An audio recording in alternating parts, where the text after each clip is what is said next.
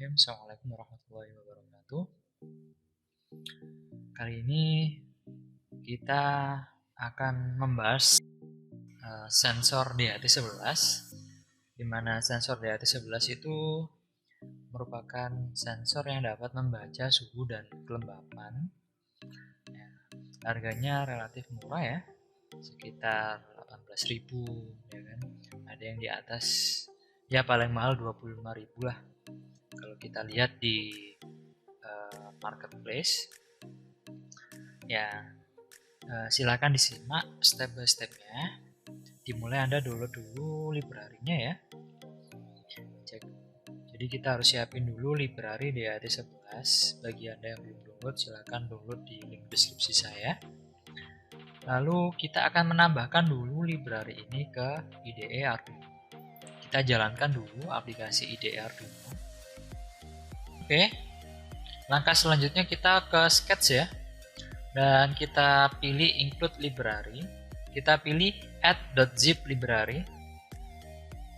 Kita arahkan di mana kita meletakkan download library-nya, library DHT ini ya. Kita open aja langsung. Oke, tanda ini library add to your libraries. Ini tanda bahwasanya kita udah berhasil menambahkan library-nya. Dan ini bisa kita cek di sini ya. Di sini Arduino dan kita pilih libraries. Dan kita udah ada nih DHT sensor library. Oke, langkah selanjutnya library ini udah selesai ya.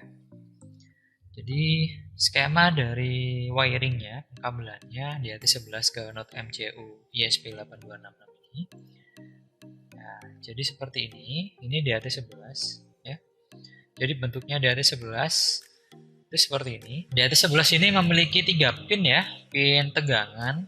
Out ini data dari keluaran sensor yang nanti masuk ke Node MCU, dan satunya ground. Jadi yang tanda min ini atau minus ini kita hubungkan ke ground sini ya. Dan output data dari DHT11 saya hubungkan ke D5. Dan VCC-nya atau plusnya saya hubungkan ke 3 volt ya. Seperti ini aja.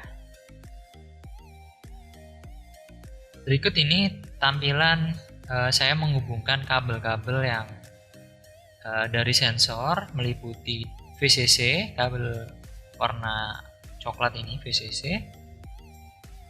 Kemudian yang merah ini adalah datanya masuk ke D5. Dan yang warna orange ini ke ground. Jadi gini aja wiringnya ya.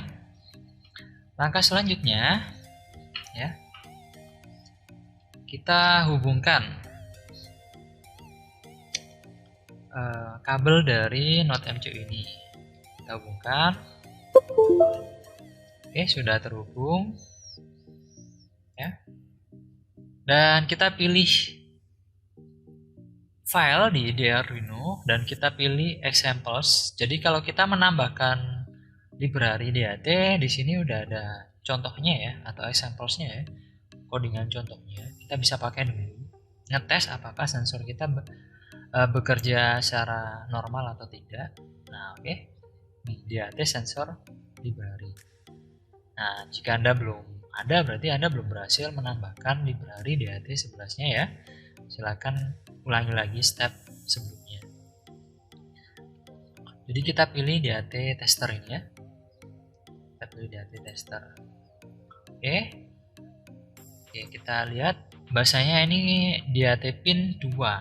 Karena kita pakai Node MCU ESP8266, di mana pin-pinnya ini ada D0, D1, D2, D3, dan seterusnya. Nah, kalau kita hanya menggantinya dengan angka 5 aja, sepertinya nggak akan bisa kebaca gitu ya. Jadi kita harus nambahin D di sini, karena nama-nama yang ada di Node MCU ini ada D0, D1, dan seterusnya. Diawali dari D. Nah, seperti itu. Jadi karena saya menghubungkan data dari sensornya di D5, maka ini DAT pinnya harus saya sesuaikan D5. Lalu di sisi define ini kita delete ya slash-slashnya ini, garis miringnya. Lalu yang bawah DAT22 kita slash-slash. Artinya kita mengaktifkan ini define DAT type atau jenis sensornya, yaitu DAT11 gitu kan, sesuai kondisinya karena kita memang pakai DAT11. Jadi gini aja dulu ya. Ini bisa langsung diupload. Jadi yang perlu diperhatikan pinnya ini kita sesuaikan, mana saya menggunakan D5 sebagai inputan dari sensor DAT11. Nah, dan saya menggunakan DAT11, maka define DAT type-nya ini yang DAT22 kita slash-slash. Kita tutup. Oke, bisa kita langsung upload aja ya. Dan kita cek aja dulu di sini apakah udah sesuai. Jadi untuk boardnya kita atur ESP8266 board dan kita pilih Node MCU 1.0 ini ya. Oke, bagi Anda yang belum ada Node MCU 1.0 ini, berarti Anda harus menambahkan library board ESP8266. Nah, oke, silakan bisa dicek caranya di video saya sebelumnya.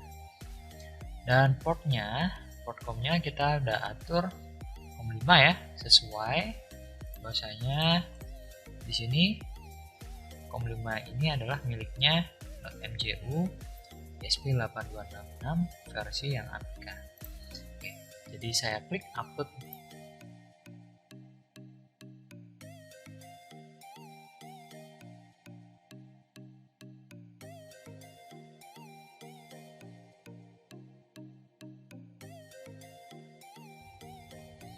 Oke, udah selesai. Kita langsung klik serial monitornya. Oke, sudah muncul ya. Dimana di sini ada humidity, ini kelembapannya. Kelembapannya terukur 62 derajat, temperaturnya 31,30 derajat. Oke, ini yang Fahrenheit-nya ya. Kalau kita mau satuan Fahrenheit udah langsung dari default codingannya ini udah ada langsung pembacaan Fahrenheit-nya atau konversi dari Fahrenheit-nya. Dimana terukur 88,34. Oke, bagi Anda yang error nggak tampil datanya, pastikan pengkabelannya ya. Jadi bisa aja error nih, misalnya saya cabut ya D5-nya, nanti errornya akan seperti ini. Oke, nanti akan muncul tulisan file to read from DAT sensor ya. Jadi pengkabelannya harus benar ya, pastikan udah benar ke D5 ya, karena kita tadi ngaturnya ke D5. Oke, sekarang akan kita bandingkan pengukuran dari temperatur ya. Di alat ukur saya terukurnya 30,1 derajat Celcius, namun sensor membacanya 31,60 derajat. Jadi sekarang kita akan mengkalibrasi ya, biar pembacaan dari sensor ini, sensor DAT11 sama dengan alat ukur yang saya pakai gitu ya. Nah, langkahnya gimana? Nah, kita akan pelajari dulu codingannya. Di sini ada 3 variabel gitu ya. Oke. Variabel pertama adalah variabel A, di mana ini untuk membaca kelembapan. Nah, kemudian ada variabel lagi T. T ini untuk membaca suhu. Dan yang F untuk membaca suhu satuannya Fahrenheit ya. Nah, seperti itu. Karena kelembapan sama suhu memiliki selisih dengan alat ukur temperatur saya, nah, berarti kita harus menambahkan ya. Artinya di sini terukurnya 59, alat ukur saya 58 ya. Oke, 61 ya ini ya. 61 60 gitu ya. Nah, saya akan membuat variabel baru gitu ya. Nah, bikin aja variabel float kelembapan, dimana H ditambah dengan 2 gini ya. Lalu bikin lagi variabel float suhu. Suhu ini ada selisih berapa tadi? Kita cek lagi. Oh, selisihnya 1 poin. Di sini kebesaran ya. Terukur di saya 30,6. Sensor DAT11 31. Oke, jadi kita kalibrasi. Berarti T dikurangi 1 ini ya. Kemudian berarti di sini kita ganti menjadi bukan H tapi kelembapan. Nah, dan ini juga bukan T tapi suhu ya. Dan sekarang bisa kita upload. Kita klik upload.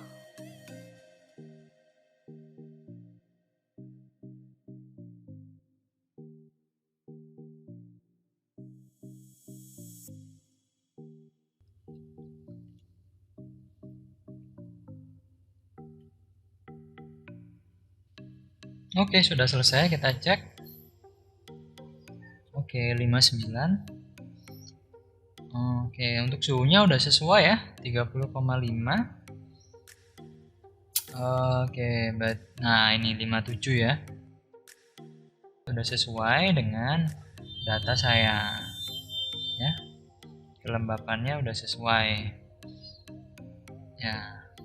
57 persen kelembapannya dan temperaturnya 30,5. Oke, jadi seperti inilah pengkalibrasian sensor ya. Ya, apakah sensor itu selalu dikalibrasi? Ya, terkadang sensor yang kita beli itu perlu kita kalibrasi dengan alat ukur yang udah ada gitu ya, alat ukur yang biasa dipakai untuk mengukur. Contohnya ini alat ukur temperatur ya, temperatur yang biasa dipakai.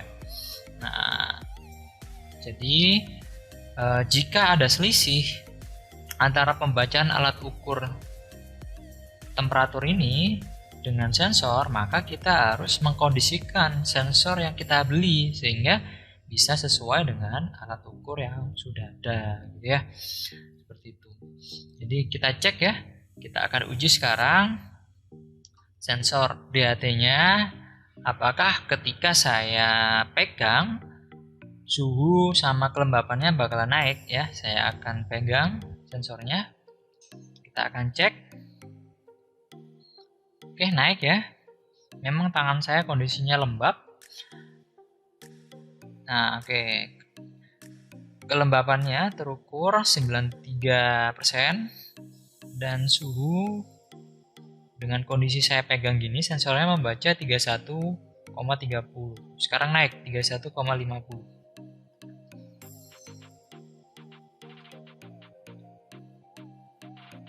Nah, oke, saya akan terus pegang sampai kondisinya pembacaan dari suhunya itu stabil seperti kayak membaca kelembapan ini ya. Kelembapannya udah stabil 93%. Oke, untuk temperaturnya masih naik ya. Saya akan tes dulu sampai berapa dia bisa membaca suhu tangan saya gitu ya. Stabilnya di angka berapa. Oke, ini udah stabil ya. Oh, masih mau naik.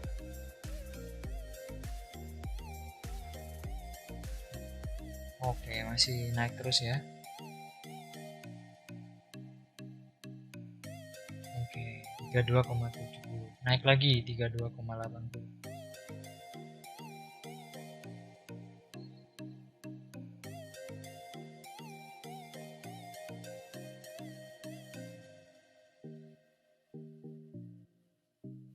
Oke, ini udah stabil ya. Oh, naik lagi ternyata. Masih bisa naik.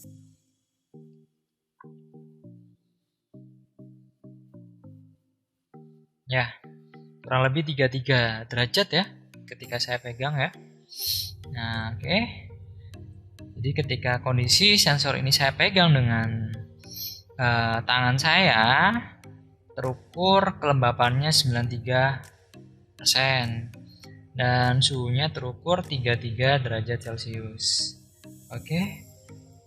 Seperti itu. Sekarang kita udah belajar cara ngetes sensor DAT11 ya, mulai dari menambahkan library, kemudian menggunakan codingan examplesnya, ngatur pinnya sesuai dengan kita pengkabelannya, lalu mengkalibrasi dari sensor ini, dan kita udah nguji pembacaan sensornya dengan cara memegang sensor DHT sebelah sini.